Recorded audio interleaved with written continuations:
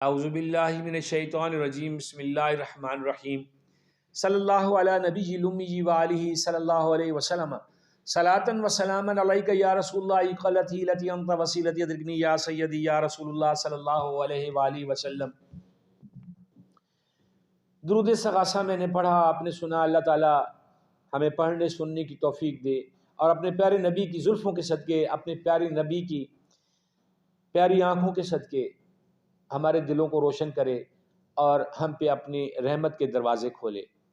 اللہ رب العزت ہمیں، ہمارے اہل و عیال کو، ہمارے وطن کو، ہمارے امت مسلمہ کو قائم و دائم رکھے اور سکون دے، اور بالخصوص جو ہمارے مسلمان بھائیوں پہ غزہ میں ظلم ڈھایا جا رہا ہے، فلسطین میں ظلم ڈھایا جا رہا ہے، اس پہ اللہ تعالی ہمارے حکمرانوں کو، ہمارے مسلم جو ممالک ہیں ان کے جو حکمران ہیں ان کو توفیق دے کہ وہ ایک کوئی اچھا یکجا قسم کا اپنا دیں، رسپانس دیں، تاکہ یہودیوں کو بھی لگ پتہ جائے۔ لیکن اللہ تعالیٰ ایسا کر سکتے ہیں، پتہ نہیں کیوں ہمارے پاس ایسے حکمران نہیں ہیں۔ اللہ کی رحمت تو بہت بے انتہا ہے، لیکن ہمارے پاس حکمران کوئی ایسے نہیں آ رہے ہیں جو متحد ہو کے غیر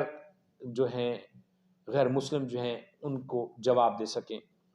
آپ دیکھ رہے ہیں میرا یوٹیوب چینل اور میں ہوں آپ کا میزبان ملک شکیل احمد اوان۔ سیاسی قیدی ہمیں اچھے نہیں لگتے، ہم کسی سے بدلہ نہیں لینا چاہتے۔ نون لیگ کے کرتا دھرتاؤں کا یہ بیان ہے کہ سیاسی قیدی اچھے نہیں لگتے، ہم کسی سے بدلہ نہیں لینا چاہتے۔ لوگوں کے ذہنوں کو گمراہ کیا گیا، پی ٹی آئی گالیاں دے کر اپنا راستہ بنانا چاہتی ہے تو وہ نہیں بنے گا۔ ہم نفرت کا مقابلہ نفرت سے نہیں کریں گے۔ اللہ کرے یہ باتیں بھائی آپ کی سچی ہوں، کیونکہ آپ کو سیاسی قیدی اچھے نہیں لگتے، اچھے تو کسی کو بھی نہیں لگتے، کسی کو بھی کوئی قیدی اچھا نہیں لگتا۔ بے گناہ قیدی ہمارے جیلوں میں، قیدی تو وہ پڑے ہوئے ہیں جنہوں نے گناہ نہیں کیا، جو گناہ گار ہیں وہ تو سڑکوں پہ ہیں، کھلے عام کھا پی رہے ہیں۔ جن کو جیلوں میں ہونا چاہیے وہ باہر ہیں، اور جن کو باہر ہونا چاہیے وہ جیلوں میں ہیں۔ یہ نظام ہے پاکستان میں، یہ نظام چل رہا ہے، یہ سچی بات ہے۔ اگر آپ کو سیاسی قیدی اچھے نہیں لگتے تو حکومت تو آپ کو پنجاب میں مل گئی آج، کوشش کریں سیاسی قیدیوں کی جان بخشی کروائیں، کسی اچھے جو ہے قدم ہے اس کی طرف جو ہے وہ کسی اچھے کام کی طرف قدم بڑھائیں، اس میں آپ کی نیک نامی ہوگی۔ بات یہ ہے کہ اگر ہم اس حساب سے چلیں تو پنجاب ہمارے نون لیگ کا جو ہیڈ کوارٹر ہے، بلکہ تقریباً پنجاب کا ہیڈ کوارٹر چونکہ لاہور ہے اور دارالخلافہ پنجاب کا لاہور ہے، تو لاہور میں ساری پارٹیوں کے مین آفس تو وہیں پہ ہیں، اور سارے پارٹی والوں کو یہ پتا ہوگا، لاہوریوں کو تو بڑا پتا ہے کہ لاہور کے روٹوں پہ 45 نمبر ویگن اور 47 نمبر ویگن چلا کرتی تھی، اب نہیں چلتی ہیں۔ اب ان روٹوں پہ اور گاڑیاں چلتی ہیں، اور مطلب نام بدل گئے ہیں، کہیں پہ سپیڈو آ گئی ہوئی ہے، کہیں پہ میٹرو بس چلی ہے، کہیں پہ اورنج ٹرین چلی ہے، کہیں کچھ چل گیا ہے۔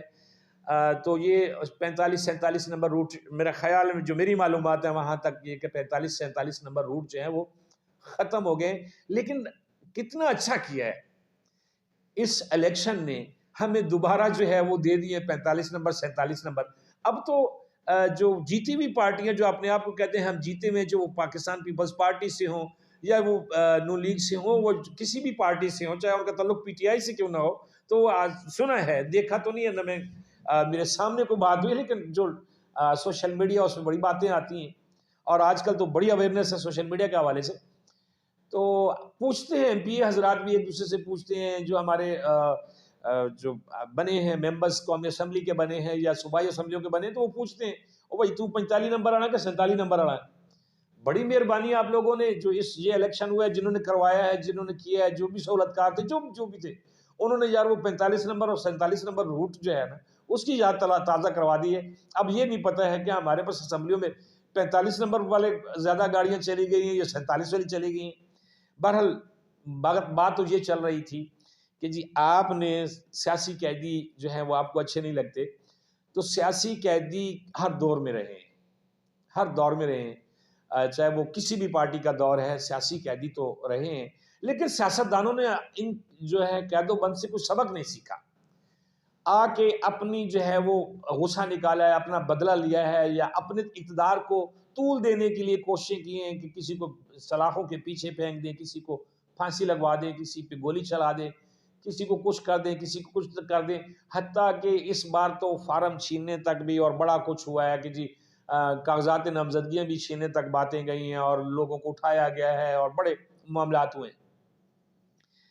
اگر سیاسی قیدی اچھے نہیں لگتے تو یہ جو قیدی جیلوں میں پڑے ہوئے ہیں، بالخصوص جو خواتین جیلوں میں پڑی ہوئی ہیں جن کا تعلق جو ہے وہ کسی بھی جماعت سے ہے، بالخصوص زیادہ اس وقت جو سیاست کے حوالے سے جو جماعت ہے وہ جو متاثر ہے اور جس کی ہزاروں کارکن جیلوں میں پڑے ہیں، وہ ہے پاکستان تحریک انصاف۔ پاکستان تحریک انصاف کا نام ختم نہیں ہوا، اس لیے میں نام لے رہا ہوں پی ٹی آئی کا۔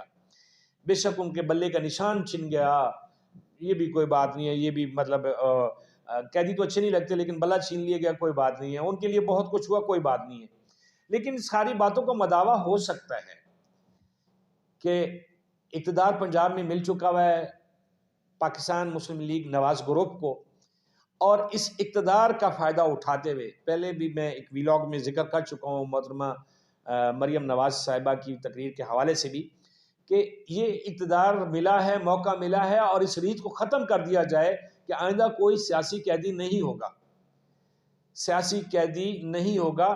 تو یہ صرف کہہ دینے سے کہ ہمیں سیاسی قیدی اچھے نہیں لگتے، یا پھر یہ دوسرے اگر ہم دوسرے رخ پہ لے جائیں کہ جو سیاسی قیدی ہیں آپ کو ویسے ہی وہ اچھے نہیں لگتے، ان کو قیدوں میں ہونا چاہیے، ان کو مار دینا چاہیے، تو وہ تو الگ بات ہے۔ لیکن اگر آپ کو سیاسی قیدی حقیقت میں جو لفظ کا جو ترجمہ بن رہا ہے کہ جو سیاسی لوگ ہیں وہ قید و بند کی سختیاں جھیلتے ہوئے آپ کو اچھے نہیں لگتے ہیں، تو پھر اس پہ عمل ہونا چاہیے، اس شوق کو پورا کیا جانا چاہیے، اور ان لوگوں کو، کیونکہ یہ ہمارے پاس گورنمنٹ کے پاس تو بہت سارے راستے ہوتے ہیں، وہ ایگزٹ کنٹرول لسٹ میں ای سی ایل میں نام ڈال دیتے ہیں، بندہ باہر نہیں جا سکتا، اچھی بھاری ضمانتیں لے کے ان کو باہر رکھا جا سکتا ہے، ان کو باہر نکال کے ٹرائل کیا جا سکتا ہے، لیکن یہ ایک بلی کے گلے میں کون گھنٹی باندھے گا، یہ ابتدا کون کرے گا، کون سی جماعت کرے گی، کون سی حکومت کرے گی، اس کا آج تک فیصلہ نہیں ہو سکا۔ بڑا آرام سے ہر بندہ، ہر جماعت، کوئی بھی جماعت ہے، وہ ہر جماعت جو ہے وہ بڑے آرام سے ایک لفظ استعمال کرتی ہے کہ یہ جی مقتدر لوگوں کے کام ہے جی، یہ اسٹیبلشمنٹ کے کام ہے جی، یہ بیوروکریسی کے کام ہے جی۔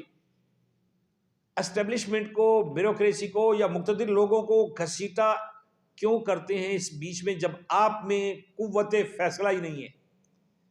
سیاستدان اپنی سیاست میں بالغ نہیں ہو پا رہے، پاکستان کو 75 سال سے زیادہ عرصہ ہو گیا ہے، سیاستدان ہمارے نابالغ سیاست کر رہے ہیں۔ سیاست میں پختگی آنی چاہیے تاکہ فیصلے کریں، ان پہ عمل بھی کروائیں، جو بات کریں اس پہ پورے بھی اتریں۔ تو کیا مجال ہے کسی کی کہ وہ آگے آ کے جو ہے وہ آپ کے معاملات میں دخل اندازی کرے؟ مسئلہ یہ ہے کہ آپ لوگوں سے حکومتیں چلتی بھی نہیں ہیں جب تک آپ کو کسی کا سہارا نہ ہو، کوئی اپنی بیساکھیاں آپ کو پیش نہ کرے کہ آپ چلیں۔ یہ لولی لنگڑی حکومتیں بنتی اس لیے کہ اقتدار میں آنے سے پہلے کچھ اور ڈرامے ہوتے ہیں اور اقتدار میں آ کے باتیں بدل جاتی ہیں، جیسے محترم بلاول بھٹو صاحب جو ہیں وہ نواز شریف صاحب کو اور شہباز شریف صاحب کو، ان کو جو ہے اسی الیکشن میں آج سے چند دن پہلے، کچھ ہفتے پہلے جو ہے وہ بڑا تنقید کا نشانہ بناتے رہے ہیں، اور جو نون لیگ ہے وہ بڑا تنقید کرتی رہی ہے۔ بہت بڑے آپ لوگ سیاسی جو ہے وہ دشمن تھے، اب ایک سر جوڑ کے اکٹھے بیٹھے ہوئے، کیونکہ لولی لنگڑی حکومت جو چلانی ہے، اپنا اپنا حصہ جو لینا ہے، لیکن ان حصہ داریوں میں تھوڑی سی شعور کی بات اور تھوڑی سی شرم کی بات اگر آ جائے کہ جی ہم نے جو باتیں کی تھیں آئندہ مستقبل میں ایسی باتیں نہیں ہوں گی، تو کوئی نہیں کسی کی زمین پہ، نہ زرداری صاحب نے نواز شریف صاحب کی زمین پہ قبضہ کر رکھا ہے، نہ کسی کا ایک دوسرے کا آپ نے کو قتل کیا ہوا ہے، یہ باتیں بیٹھ کے طے ہو سکتی ہیں، پاکستان اچھی طرف جا سکتا ہے، پاکستان کا مستقبل روشن ہو سکتا ہے، پاکستان کا نوجوان طبقہ مضبوط ہو سکتا ہے، پاکستان قرضوں کی دلدل سے، IMF جس کے ابھی عمران خان کہتا ہے کہ میں خط لکھوں گا یا خط لکھ دیا ہے، یہ آئی ایم ایف کو اور آپ لوگوں کو یہ لالے پڑے ہوئے ہیں، باقی جماعتوں کو وہ کہتے ہیں کہ ڈیفالٹ ہو جائے گا، ڈیفالٹ ہو جائے گا. ڈیفالٹ ہونے سے بچانے کے لیے آئی ایم ایف کے پاس کاسا کیوں لے کے جاتے ہیں؟ کیوں لے کے جاتے ہیں کاسا؟ آپس میں اتفاق سے بیٹھیں. پاکستان کے لیے کام کرنے کی اگر نیت ہے تو حلف برداری کریں، روزہ رسول پہ چلے جائیں، وہاں پہ جا کے بات کریں. عوام کے ٹیکسوں سے پہلے بھی تو آپ لوگ عمرے اور حج کرتے ہیں نا، اور دیگر جو معاملات ہوتے ہیں وہ سیر و سیاحت، آپ کا علاج معالجہ ٹیکسوں پہ ہوتا ہے نا، عوام کے ٹیکسوں پہ ہوتا ہے، ہمارے پیسوں پہ ہوتا ہے، عوام کے پیسوں پہ ہوتا ہے. تو عوام کے پیسوں سے یہ آپ کے لیے حلال ہو جائے گا کہ آپ جائیں، عوام کے پیسوں سے جائیں. سارے سیاستدان ایک C-130 میں بیٹھے، وہاں جائیں، خانہ کعبہ جائیں، روزہ رسول پہ بیٹھے، اللہ کے گھر میں بیٹھ کے آپس میں وعدہ کریں کہ ہم نے کوئی کچھ نہیں کرنا سوائے پاکستان کی قوم کی خدمت کے، پاکستان کی ترقی کے. تو یقین کریں اگر آپ صدق کے دل سے وہاں بیٹھ کے سارے اپنے جو افہام و تفہیم کر لیں تو پاکستان ٹائگر بن سکتا ہے. پاکستان کی عوام اتنی محنتی ہے، اتنی غیرت مند ہے کہ اس کا کوئی جو ہے ثانی نہیں ہے. شرم آنی چاہیے ہمیں، ہمارے حکمرانوں کو شرم آنی چاہیے. آج کتنا دن ہو گئے ہیں کہ طالبان جو ہیں انہوں نے امریکہ کو بھگایا ہے. طالبان نے کتنے کام کر دیے، مصنوعی دریا بنا کے کھڑا کر دیا ہوا ہے. کیا کچھ طالبان نہیں وہاں پہ کر رہے ہیں. ان کا فرق یہ ہے کہ وہ قوم کے لیے کام کرتے ہیں. ان کا جو چیف آف آرمی سٹاف ہے وہ ایسے گھوم رہا ہوتا ہے جیسے ایک عام آدمی ہمارے پاس شاپنگ کے لیے گلیوں میں نکلتے ہیں، بازاروں میں نکلتے ہیں. ان کو خطرہ کوئی نہیں ہے، اس لیے کہ ان کا کام برا کوئی نہیں ہے. عوام ان کو سراہتی ہے، عوام خوش ہے کہ جی یہ ہمارے جو ہم پہ حکمران ہیں وہ اپنا حق حکمرانی صحیح استعمال کر رہے ہیں. لیکن ہمارے حکمرانوں، پاکستان کے حکمرانوں جو ہے بدقسمتی سے ان کے دلوں میں چور ہیں، خود غرضی ہے، پراپرٹی بنانی ہے، پیسہ اکٹھا کرنا ہے، اقتدار کے مزے لینے ہیں، اپنا دبدبہ بنانا ہے. عوام کہاں جاتی ہے؟ وہ شیر افضل مروت کا ایک جملہ بڑا مشہور ہوا ہے، پروگرام چلتا رہا کہ وڑ گیا. یہ آپ کا پروگرام نہیں چلے گا، یہ پروگرام سارا وڑ جائے گا اگر پاکستان وڑ گیا تو. پاکستان کو ڈیفالٹ کرنے کے اور یہ الفاظ استعمال کر کے جو ہے آپ اپنی بےزتی کر رہے ہیں. غیرت جو ہے نا وہ اسلام میں مسلمانوں کا ترا امتیاز ہے. آپ کلمہ پڑھتے ہیں، غیرت کے ساتھ کھڑے ہو جائیں کہ ہم نے کوئی قرضہ نہیں لینا، کسی کے ہم نے کانے نہیں ہونا، ہم نے مل کے پاکستان کی خدمت کرنی ہے، قوم کی بہتری کرنی ہے. آپ یقین کریں کہ کوئی کسی کو خط نہیں لکھے گا. ہماری بے ایمانی تو یہیں سے شروع ہو جاتی ہے کہ ہم اقتدار کے لالچ میں کہیں ٹھپے پہ ٹھپے لگ رہے ہوتے ہیں، کہیں پہ کوئی پرنٹنگ مشینیں پکڑی جاتی ہیں، کہیں پہ کچھ ہوتا ہے، کسی کو اندر کر دو، کسی کو باہر کر دو، کسی کی بیٹی اٹھا لو، کسی کا بچہ اٹھا لو، کسی پہ گولی چلا دو، کسی کو دھماکے میں مار دو. یہی کچھ سیاست ہے، یہی کچھ پاکستان کی خدمت ہے. اور اسی خدمت کی وجہ سے، اتنی نالائکی کی وجہ سے آج ہر بندہ پریشان ہے. ابھی نئی حکومت بن رہی ہے، بے شک صدر علوی نے جو ہے وہ کیا ہے کہ جی میں نہیں لوں گا، وہ ٹائم نہیں دیتا ہوں قومی اسمبلی کے اجلاس کا. ہو سکتا ہے کہ ابھی میرے ویلاگ کرنے تک ہو گیا ہو، کوئی اس کی بات کبھی کوئی حل نکل آیا ہو. اجلاس تو ہونا ہے، ساری بات ہونی ہے، لیکن بات یہ ہے کہ اس اجلاس کے بعد جو حکومت آنی ہے تقریباً 11-11.5 ارب روپیہ اس نے واپس کرنا ہے. واپس کرنا ہے ان عالمی اداروں کو، اس آئی ایم ایف کو اور دیگر لوگوں کو منافع دینے ہیں جو قرضہ ہم پہ چڑھا ہوا ہے. آتے ہی جو بھی حکومت آئے گی وہ ہم پہ بجلی گرائے گی، عوام پہ بجلی گرائے گی، مہنگائی ہوگی، پیٹرول مہنگا ہوگا، بجلی مہنگی ہوگی، گیس مہنگی ہوگی، ہر چیز پہ ٹیکس لگ جائے گا. ہو سکتا ہے کوئی ایسا میٹر بنا دیا جائے کہ جی سانس لے، اتنی سانسیں لی، اتنے پیسے بنتے جمع کرو، ورنہ ہم میٹر اتارنے لگے. ہم تو اس نہج پہ کھڑے ہیں، ہم تو وینٹیلیٹر پہ پڑے ہوئے ہیں. وہ شہباز شریف صاحب کے حوالے سے ایک جملہ مشہور تھا کہ بیگرز آر ناٹ چوزرز. بھائی آپ لوگ ہو سکتے ہیں، حکمران بیگرز ہو سکتے ہیں، سیٹ کے بھکاری ہو سکتے ہیں، عزت کے بھکاری ہو سکتے ہیں، دولت کے بھکاری ہو سکتے ہیں. عوام بھکاری نہیں ہے، عوام بہت غیرت مند ہے، بہت محنتی ہے. عوام کے لیے اگر کچھ کرنا ہے تو یہ پھر صدق کے دل سے کرنا ہوگا. اور اس چیز سے بچنے کے لیے کہ آئندہ کوئی سیاسی قیدی نہ ہو.